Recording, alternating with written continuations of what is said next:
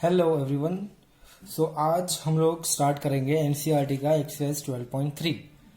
अब इस चैप्टर में हम लोग ने अभी तक हिस्टोरिकल एक्सपेरिमेंट्स, उसके रिजल्ट्स, उसके जो भी कंक्लूजन आए थे उनके बेसिस पर हम लोगों ने आगे थियरी देखी, न्यूमेरिकल्स देखे। और लास्ट टाइम जो लास्ट लेक्चर में हमने डिस्कस किया था वो था स्पेक्ट्रल सीरीज। मैंने आपको बताया था वो स्पेक्ट्रल सीरीज का जो भी हमने फॉर्मुलेशन किया था, और मैंने आपको एक पूरा टेबल भी बना के दिया था जो आपको कोई भी एमसीक्यू न्यूमेरिकल सॉल्व करने में हेल्पफुल रहेगा। तो जो लास्ट टाइम हमने स्पेक्ट्रल सीरीज का जो जनरल फॉर्मूला दिखाया था वो फॉर्मूला हमारे पास सबसे पहले फाइंड आउट किया था बाल्मर सीरीज से, और जैकब बाल्मर ने ये फॉर्मूला दिया था, जनरल इक्वेशन है। तो उस फॉर्मूला के अंदर हम लोग वेवलेंथ कैलकुलेट करते हैं 1/λ is equal to r 1/n1 square minus 1/n2 square. तो ऐसी हमने टोटल 5 सीरीज देखी लास्ट लेक्चर के अंदर। तो पहली सीरीज थी लाइमन सीरीज, उसके बाद बाल्मर सीरीज, उसके बाद Paschen series, Brackett series and last one is पीफर्न सीरीज। तो सारे सीरीज के लिए हमने मैक्सिमम और मिनिमम फाइंड आउट करने के लिए फॉर्मूलाज देखे थे। कोई भी सीरीज के लिए अगर हमें मैक्सिमम फाइंड आउट करना है तो उस सीरीज के लिए जो n1 की वैल्यू डिसाइडेड है उसके बाद वाला नंबर हम लोग यूज करते हैं जहां से हमें मैक्सिमम वैल्यू मिलेगी। और कोई भी सीरीज का मिनिमम वैल्यू चाहिए हमें तो n2 की जगह पे हमें रखना होगा इन्फिनिटी।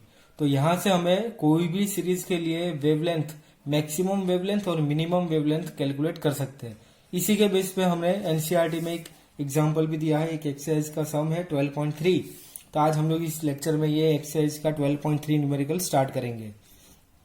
इसमें हमें पूछा है what is the shortest wavelength present in the Paschen series of spectral lines. पहली चीज हमें पूछा क्या गया है यहाँ पे, तो हमें पूछा है शॉर्टेस्ट वेवलेंथ कौन सी सीरीज की, तो पास्टन। तो हमें जब भी कोई भी सीरीज के लिए शॉर्टेस्ट या फिर मैक्सिमम वेवलेंथ पूछे तो हमें उस सीरीज का स्टार्टिंग मतलब उसका n1 पता होना चाहिए। तो हमने लाइन में पूरी सीरीज हमने लिखी थी।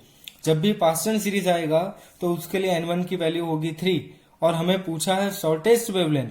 अगर शॉर्टेस्ट मतलब मिनिमम वेवलेंथ लानी होगी तो n2 की वैल्यू होगी इन्फिनिटी। अगर इसके जगह पे हमें पूछा जाता है शॉर्टेस्ट की जगह पे मैक्सिमम वेवलेंथ, तो यहाँ पे n2 की वैल्यू होगी 4, 3 के बाद वाला नंबर।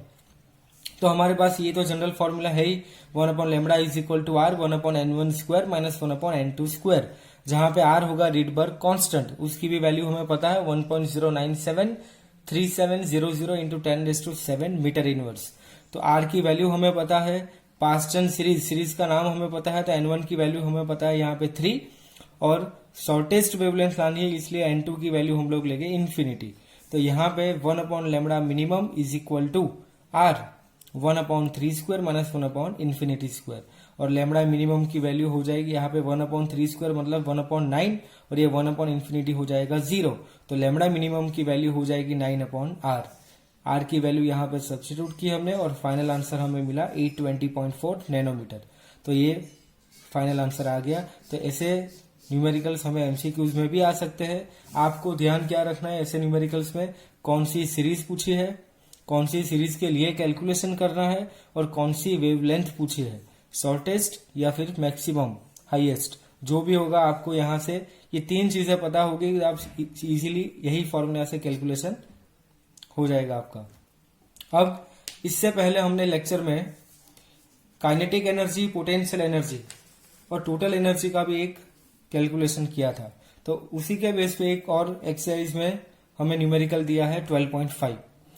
तो इस न्यूमेरिकल में हमें कौन सी चीज पूछी है, हमें पूछा गया है यहाँ पे the ground state energy of hydrogen atom is -13.6 eV।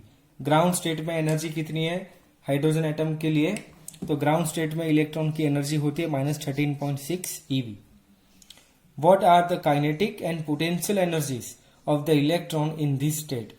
इस स्टेट में इलेक्ट्रॉन की काइनेटिक एनर्जी और पोटेंशियल एनर्जी क्या होगी ये हमें कैलकुलेट करना है। अब जब भी आपको ऐसे न्यूमेरिकल्स या फिर ऐसे एमसीक्यूज आते हैं, ऐसे क्वेश्चंस आते हैं, तो आपको तीनों एनर्जी के लिए रिलेशन पता होना चाहिए। हमने लास्ट टाइम भी ऐसे न्यूमेरिकल सॉल्व किए हैं, और हमें पता है काइनेटिक एनर्जी ऑफ इलेक्ट्रॉन वो टोटल एनर्जी ऑफ इलेक्ट्रॉन के बराबर होता है, सिर्फ यहाँ पे एक माइनस की साइन आएगी। ये हमने जब थियरी स्टार्ट किया था तब भी मैंने आपको ये पॉइंट डिटेक्ट किया था और ये पॉइंट नोटिफाई भी किया था हमने कि ये एक आपको शॉर्टकट फॉर्मूला याद रखना है।